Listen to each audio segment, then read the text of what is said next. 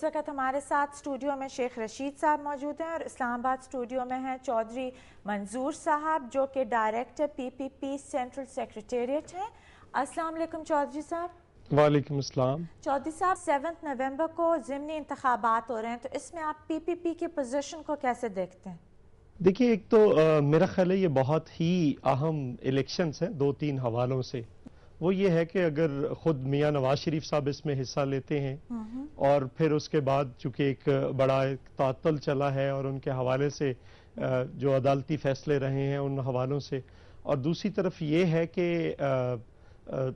मुस्लिम league, अवामी मुस्लिम league जो अभी शेख साहब की जमात है, वो बतौर जमात पहली दफा इलेक्शन में हिस्सा लेने जा रही है और ये भी एक बहुत अहम मोड़ होगा। इसमें देखना होगा कि लोग किस तरह से रिस्पॉन्ड करते हैं शेख साहब को। और फिर तीसरा जो इसमें अहम पॉइंट है वो ये है कि जमात इस्लामी और वो जमातें जिन्होंने बायकॉट किया हुआ था वो भी शायद पहली दफा उस बायकॉट को तोड़ के, उस पूरा जो प्रोसेस था जिससे बाहर थे उसको तोड़ के वापस आ रहे हैं। साहब, पीपल्स पार्टी का NA 123 लाहौर पे क्या मौकफ होगा? बिकॉज आप लोग पंजाब में कोalition गवर्नमेंट में हैं और आपने चार्टर ऑफ डेमोक्रेसी पे भी साइन किया हुआ है। नहीं, देखिए, अभी पाकिस्तान पीपल्स पार्टी का जो अपना तरीकेकार है उसके मुताबिक हम कर रहे हैं। हम तो नीचे से सारा काम पंजाब की ऑर्गेनाइजेशन ने कर लिया हुआ है। मैं परसों पंजाब की तंजीम की मीटिंग में था, वहां पे पंजाब ऑफिस के अंदर, तो हमने अपना काम कर लिया। एप्लीकेशंस वगैरह आ रही हमारे पास, मेरे पास इधर सेंट्रल सेक्रेटेरिएट में आती हैं, चूंकि मैं आजकल पाकिस्तान पीपल्स पार्टी के सेंट्रल सेक्रेटेरिएट का इंचार्ज भी हूँ, वहां पे ही बैठता हूँ। तो ये हमारे पास आएंगी एप्लीकेशंस और हम उनको प्रोसेस करके फिर हमारा जो तरीकेकार, हम एक बोर्ड बनाते हैं। चूंकि अभी हम थोड़ा बिजी हैं, ये जो गिलगित बल्तिस्तान के इलेक्शंस हैं उसमें हमारा बोर्ड तेजी के साथ वो रोज मीटिंग्स कर रहा है। तो वहां पे चूंकि हम इलेक्शन लड़ने जा रहे हैं, एक पूरा एक पैकेज दिया गया और सारा काम हुआ है वहां पे इस हवाले से। तो उसके इमीडिएटली बाद एक नया बोर्ड जो है, मेरा ख्याल है वो 30 तारीख को हम तश्कील दे देंगे, जो इन बाई इलेक्शंस के हवाले से फैसला करेगा।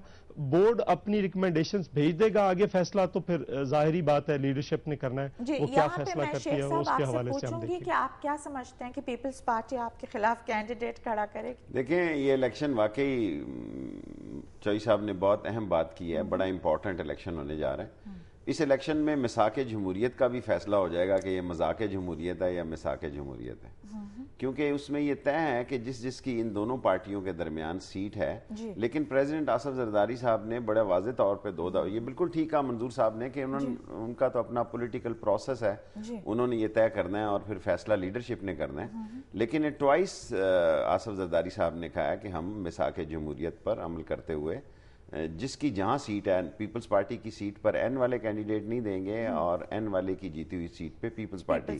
लेकिन अगर कोई पार्टी अपना एक फैसला नया लेना चाहती है तो फिर आसिफ जरदारी ही फैसला कर सकते हैं या इनकी सेंट्रल कमान फैसला करेगी। सो अल्टीमेटली चौधरी साहब ठीक कह रहे हैं कि पार्टी अपना हर वक्त एजेंडा तैयार रखती है और फैसला लीडरशिप ने करना है। और मेरी सियासी सोच में यही है कि शायद वो मिसाक जमहूरियत पर ही काम करेंगे। चौधरी साहब, आप लोग यहाँ पे चार्टर ऑफ डेमोक्रेसी फॉलो करेंगे और मियां साहब को वोट डालेंगे, या वो भी फिर जजेस वाले इशू की तरह you are going to ignore it?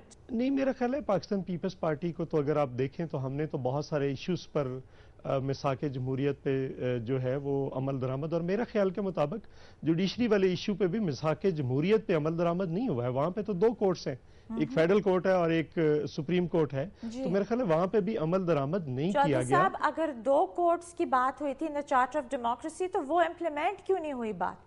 बस वही एक जो हमेशा से एक जिद और अना का मसला है जो पॉलिटिक्स में हमारी जो दूसरी जमात है वो हमेशा रखते हैं। क्योंकि हमने तो देखे ना, बगैर कहे हुए जो PSC का चेयरमैन है वो भी अपोजिशन लीडर को नामजद किया है, और फिर और बहुत सारे काम किए हैं हमने उसके मुताबिक। और अभी दोबारा से फिर जो कॉन्स्टिट्यूशनल पैकेज है जिसपे मियां रजा रबानी साहब जिस कमेटी के चेयरमैन हैं, तो उसमें भी हमने तो काफी बेहतर लोग वहां पे भेजे हैं, सारी पार्टियों ने तकरीबन, सवाए N के N ने ज्यादा पॉलिटिकल लोग भेजे हैं, कॉन्स्टिट्यूशनल एक्सपर्ट्स उसमें नहीं भेजे। लेकिन फिर भी हम समझ रहे हैं कि वहां पे काफी चीजें जो हैं वो तय हो जाएंगी और आइंदा मिसाक जमहूरियत पे अमल दरामद होना चाहिए। अच्छा, लेकिन जी गिलानी साहब ने तो 26 को कहा है कि इलेक्शंस नहीं हो सकती, ज़िमनी इंतखाबात भी और लोकल बॉडीज भी नहीं, तो ये पार्टी की क़यादत का फैसला है? मेरा नहीं ख्याल, मेरा ख्याल है जब शेड्यूल दे दिया है, अगर कोई मुझे नहीं पता ना, मैंने सुन सका हूँ इत्तेफाक से, मैं कल का उनका जो एड्रेस है वो नहीं सुन सका। मेरा ख्याल है कोई काफी हद तक बेहतर हुए हैं हालात। 26 तारीख को जी कराची में इन्होंने चेंबर के लोगों को एड्रेस करते हुए गवर्नर्स हाउस में ये स्पीच की है। हाँ, ये मुझे आप बता रहे हैं तो यकीनी तौर पर उन्होंने बात की होगी, लेकिन मेरा ख्याल है कंपैरेटिवली बहुत बेहतर हालात हुए हैं। लॉ एंड ऑर्डर से ज्यादा पॉलिटिकल सिचुएशंस ज्यादा ऐसी रही हैं कि मेरा ख्याल है लॉ एंड ऑर्डर को सामने रखकर तो जी उसे ये इलेक्शन फिर क्या को कोई पीएमएल-एन का एजेंडा पे प्राइम मिनिस्टर साहब जो इस वक्त बॉयकॉट नहीं, पीएमएल का एजेंडा नहीं है, उनकी अपनी सोच हो सकती है, क्योंकि गुज़श्ता कुछ दिनों से फिर ये धमाके वगैरह स्टार्ट हुए हैं उस हवाले से, लेकिन मेरे ख्याल के मुताबिक इलेक्शन होने चाहिए। अच्छा, ये जो बाय इलेक्शन है दोनों के दोनों ये होने चाहिए। ठीक है जी, thank you very much Chaudhary साहब for being with us. Sheikh साहब, यहाँ पे आप क्या कहेंगे कि प्राइम मिनिस्टर साहब एक डिफरेंट डायरेक्शन में और उनकी तो अपनी पार्टी वाले एग्री नहीं कर रहे? मेरा ख्याल है पिछले 1-1.5 साल से गिलानी साहब काफ़ी क्लोज हैं पीएमएलएन पंजाब गवर्नमेंट के, और वो एक ब्रिज का काम भी कर रहे हैं, और पंजाब गवर्नमेंट ये इलेक्शन लड़ने के लिए तैयार नहीं है।